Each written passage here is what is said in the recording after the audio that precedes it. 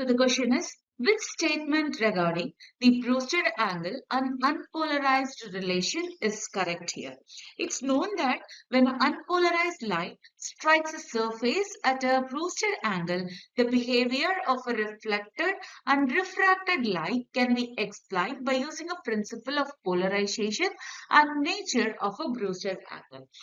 Whereas Brewster angle is the angle of incident at which the reflected light is perfectly polarized.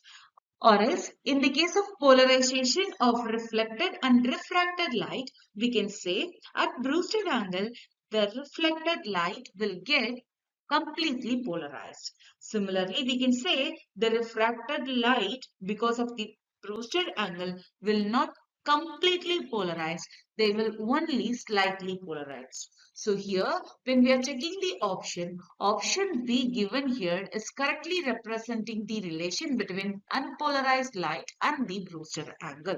So option B will be the correct answer for this question.